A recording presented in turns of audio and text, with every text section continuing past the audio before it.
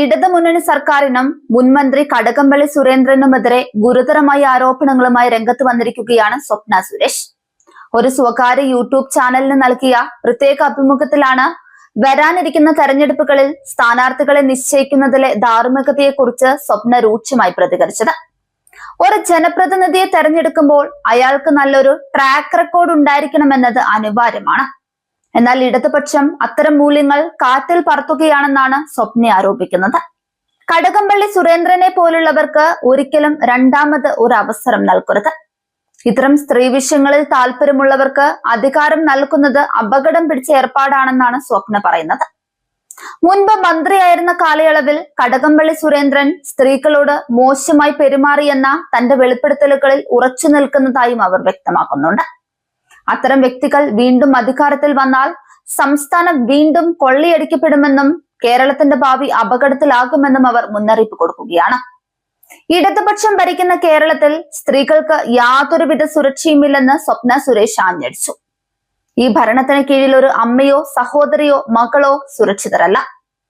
ഭരണസിരാ കേന്ദ്രങ്ങളിൽ ഇരിക്കുന്നവർ തന്നെ സ്ത്രീകളെ ചൂഷണം ചെയ്യാൻ മുതിരുമ്പോൾ സാധാരണക്കാരായ സ്ത്രീകൾക്ക് എങ്ങനെ നീതി ലഭിക്കുമെന്നാണ് സ്വപ്ന ചോദിക്കുന്നത്. സ്ത്രീ സുരക്ഷയെക്കുറിച്ച് വാതോരാതെ സംസാരിക്കുന്ന LDF സർക്കാർ ആരോപണ വിധേയരായ നേതാക്കളെ സംരക്ഷിക്കുന്ന നിലപാടാണ് സ്വീകരിക്കുന്നതെന്ന് BJP ഉൾപ്പെടെയുള്ള പ്രതിപക്ഷ പാർട്ടികൾ നേരത്തെ തന്നെ ആരോപിച്ചിരുന്നു. സ്വപ്നയുടെ പുതിയ വെളിപ്പെടുത്തലുകൾ വരാനിരിക്കുന്ന നിയമസഭാ തെരഞ്ഞെടുപ്പിൽ ഇടതുമുന്നണിക്ക് വലിയ തിരിച്ചടിയാകുമെന്നാണ് രാഷ്ട്രീയ നിരീക്ഷകർ വിലയിരുത്തുന്നത്. BJP വട്ടിയൂർക്കാവിൽ ശ്രീലേഖയെ പോലെയുള്ള കരുത്തുറ്റ വനിതാ സ്ഥാനാർത്ഥികളെ മുൻനിർത്തി പോരാടുമ്പോൾ അഴിമതിയും സ്ത്രീ വിരുദ്ധതയും മുഖമുദ്രയാക്കിയ ഇടതു നേതാക്കളെ ജനങ്ങൾ പാഠം പഠിപ്പിക്കുമെന്ന വികാരമാണ് സോഷ്യൽ മീഡിയയിൽ ഉയരുന്നത്. ഭരണസിരാ കേന്ദ്രങ്ങളിലിരുന്ന് സ്ത്രീകളെ ഉപഭോഗ വസ്തുക്കളായി കാണുന്ന മനോഭാവമാണ് ഇടതു നേതാക്കൾക്കുള്ളതെന്നും സ്വപ്ന ആരോപിക്കുകയാണ്. അധികാരത്തിന്റെ തണലിൽ എന്തുമാകാമെന്ന അഹങ്കാരമാണ് അവരെ നയിക്കുന്നത്. മുൻപ് പലതവണ താൻ ഉന്നയിച്ച തെളിവുകൾ ഇവർ മുക്കിക്കളഞ്ഞെങ്കിലും വരാനിരിക്കുന്ന നിയമസഭാ തെരഞ്ഞെടുപ്പിൽ ജനങ്ങൾ ഇതിനെല്ലാം ബാലറ്റിലൂടെ മറുപടി നൽകും.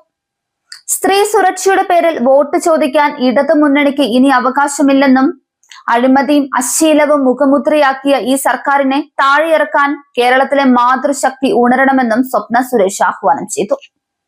ഇത് BJP ഉയർത്തുന്ന മൂല്യാധിഷ്ഠിത രാഷ്ട്രീയത്തിന് പുതിയ കരുത്ത് പകരുന്നതാണ്.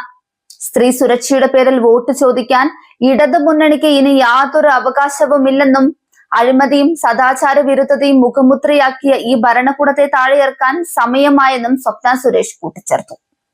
BJP ഉയർത്തുന്ന മൂല്യാധിഷ്ഠിത രാഷ്ട്രീയത്തിന് പുതിയ കരുത്ത് പകരുന്നതാണ് സ്വപ്നയുടെ ഈ വെളിപ്പെടുത്തലുകൾ.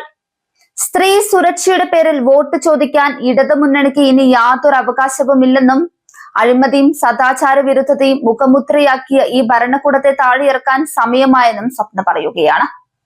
BJP ഉയർത്തുന്ന മൂല്യാധിഷ്ഠിത രാഷ്ട്രീയത്തിന് പുതിയ കരുത്ത് പകരുന്നതാണ് സ്വപ്നയുടെ വെളിപ്പെടുത്തലുകൾ.